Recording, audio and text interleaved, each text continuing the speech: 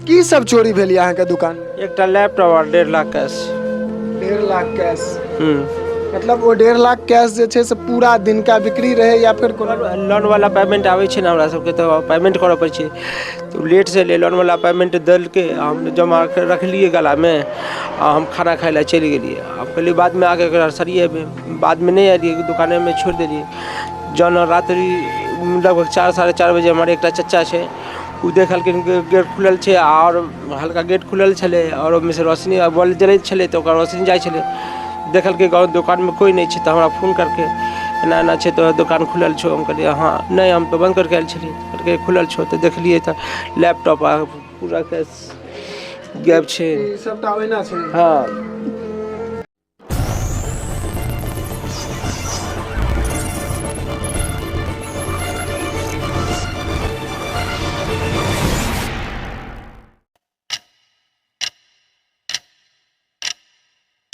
नमस्कार, स्वागत कर रहल छी जागो मैथिल में। हम शिवम कुमार चौधरी एखन बहेड़ा थाना क्षेत्र अंतर्गत छी। एखन हमसब एहि दुआरे थाना के जिक्र केलहुँ या जे थाना में पिछला लगभग 1.5 महीना से हमसब देख रहल छी जे चोरी के घटना लगातार बढ़ैत आबि रहल छै, सिलसिलावार तरीका से आबि रहल छै।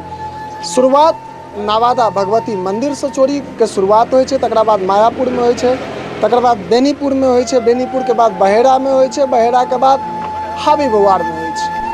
जी एखन सही सुनि रहल छी अहाँ सब गोटा जे एखन हमसब हावी बवार गाँव में छी और हावी बवार गाँव में एकटा ऑनलाइन के जे दुकान छै ताहि दुकान में आइ बीतल राति चोरी भेलै। चोरी के जखन एहि जगह पर हमसब एलहुँ या तऽ बात पुछलियनि या जे की सब सामग्री चोरी भेलै या, तऽ कहलथि या सबटा सामान ओहिना छै, खाली एहि टेबुल पर जे छै से लैपटॉप छलैया और गला में किछु नगद राशि छलैया से चोरी भऽ गेलै।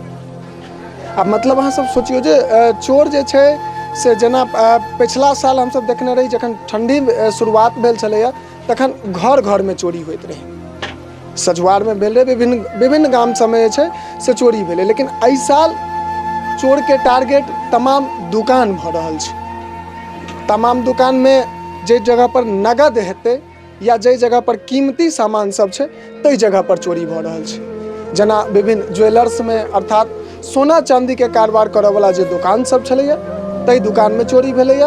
और आइ ई एकटा ऑनलाइन सेंटर के दुकान छै जहिठमा लैपटॉप या नगद कैश बहुत रास मात्रा में दुकान के गला में रहै छै, ओहि दुकान में चोरी भेलैया। दुकानदार सब संगे बातचीत करै छी। की नाम भऽ गेल अहाँके? अब्दुल समद शमशी। की सब चोरी भेल यहाँ के दुकान में? एक लैपटॉप और 1.5 लाख कैश। 1.5 लाख कैश? मतलब वो 1.5 लाख कैश जे छै से पूरा दिन का बिक्री रहे या फिर लोन वाला पेमेंट आवे छे ना हमरा सबके, तो पेमेंट करे पड़े छे, तो लेट से ले लोन वाला पेमेंट दल के हम जमा कर रख लिए गला में और हम खाना खाए ला चले गेलिए। अब कहलिए बाद में आके सरिये बाद में नहीं आइए, दुकान में छोड़ दिलिए। जौन रात्रि लगभग 4 साढ़े 4 बजे हमारे एक चचा छे उ देखलखिन गेट खुलल छे और हल्का गेट खुलल छले और ओमे से रोशनी बॉल जलैत छले, तो रोशनी जाय छले।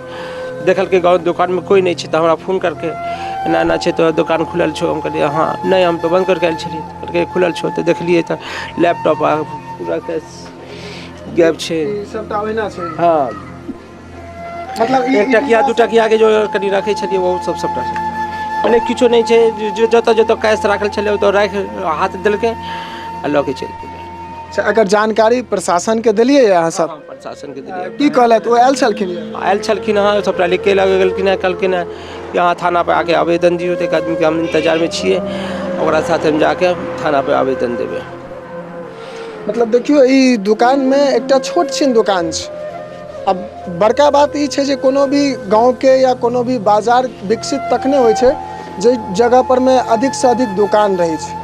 जखने अधिक से अधिक दुकान रहते तो अधिक से अधिक ग्राहक ओहि जगह पर जेते, पाई खर्च करते ओहि सामग्री ले में, तो वो बाजार विकसित हेतै। लेकिन एहि प्रकार के जे चोरी तमाम जे दुकान सब में चोरी भऽ रहल छै, माननीय थाना अध्यक्ष और माननीय डीएसपी सर से सिर्फ एकटा प्रश्न हमरा सबके पुनः एक बेर राखि रहल छी जे आखिर एहि प्रकार से अगर दुकान में सिलसिलावार रूप से चोरी हेतै, सिलसिलावार रूप से जे छै से चोरी अहिना होइत रहते, तो फिर दुकानदार कोन हिम्मत से दुकान ठाड़ करते? दुकानदार कोन हिम्मत से पूंजी फंसेथिन दुकान में? दूटा पाई के कमाई के आस में दुकानदार जे छै से लाखों के पूंजी लगा के दुकान चलबै छै, दुकान के खोलै छै, चोर आबै छै, ओ सामान लऽ कऽ चलि जाइ छै, ओ जे राशि जे नगद पाई रहै छै से लऽ कऽ चलि जाइ छै। आ मतलब सुरक्षा के दृष्टिकोण से अहाँ देखियौ तऽ कतेक जे छै से क्राइम ई भऽ रहल छै, ई चोरी के घटना, एहिपर में तमाम प्रशासन के हालांकि किछु कारण में छै से चोर सब पकड़ेबो केलैया, लेकिन ई जे दुकान के सिलसिलावार रूप से चोरी भऽ रहल छै से चोर एखन तक नहीं पकड़ल गेलै। कहबे केलथि यऽ जे कते बजे साँझ में दुकान अहाँ सब बंद करै छियै? 7:30-8 बजे बंद करै छियै। हाँ तो कल सवेरे बंद कर दिल्ली, ठंडी छे ना तो 7:30 बजे बंद कर दिल्ली। हमरा कनी भूख लागल छे, हम खाय ला चल गेलिए। अब कैश दिलके लॉट वाला हम जमा गला में रख लिया चल। अच्छा, ई एहि प्रकार के मतलब कैश जे छै से सब दिन अहाँ के गला में रहैया? नहीं सब दिन चले। कल 4 तारीख छे, लोन पेमेंट छे तो कल के चले, परसों लऽ गेल छे, फिर सबटा के कल छोड़ दिल्ली के बाद में लऽ जेबे, नहीं लऽ गेलिए, वही में रह गेले, लेकिन बाद में आके लऽ जेबे। मगर क्यों कारण बस हमारा तबियत कनी खराब रहे छे तो बोले छोड़ दै छी, अब भिनसर में लऽ जेबे। हमेशा भऽ सकै जेना अहाँ कहलिए जे आन दिन एते के नगद नहीं रहे छलैया गला में, तो भऽ सकैया काल्हि खुना कोनो एहन चीज अहाँ सबके देखे के लेल जे जखन पाई अहाँ रखने हेबै या जखन पाई निकाले जमा करके एक आदमी, तखन एक काल में एक लड़का छले पाई लेवल वाला, तो हम ओकरा कहलिए बुआ रे कनी बैस हम कर लै छी, तखन आदमी छले एक आदमी, ओकरा बाद जानकारी पुलिस के दऽ देलिए? हाँ हम दऽ देलिए, सबटा चीज दऽ देलिए, कह दिलिए कि एक आदमी से लड़का छले जहन पाई हमरा पास एले ओते पाई सब नहीं आवे छले, मगर जहन 4 तारीख के हमरा सब लोन के पेमेंट रहे छे तो कल विशेष एले, हम ओकरा अलग से रखतिए लऽ जाके घर पर या केनाहू, नहीं लऽ गेलिए, ओहिमे छोड़ दिलिए। हम ओकरा बाद हम सुति रहिए, कहलिए कि 12 बजे उठ के आके फिर लऽ जेबे, नहीं लऽ जा सकलिए, कनी ठंडी के समय छले, नहीं उठ के आ गेलिए। माननीय जिला प्रशासन से एतबी निवेदन करब जे एहि प्रकार के जे चोरी भऽ रहल छै, एहि पर में सबसे पहिने रोकथाम के लेल जे हुनका प्रक्रिया अपनाबऽ पड़तै, ओ तमाम प्रक्रिया के जे छै से अपनाबैत और एहि प्रकार से जे चोरी भऽ रहल छै एकरा रोकैत, और एकटा बात और जे चोर के जल्दी से जल्दी पकड़ के सामने आनू और ई सामान सब जे चोरी भेलै तकरा बरामद कऽ के पुनः दुकानदार के यहाँ जल्दी से जल्दी दऽ दियौ। यह आग्रह के संग चाहब सब गोटे से जे वीडियो के अधिक से अधिक शेयर कर लिया, यही के संग आब आज्ञा दिया। जय मिथिला, जय हिंद।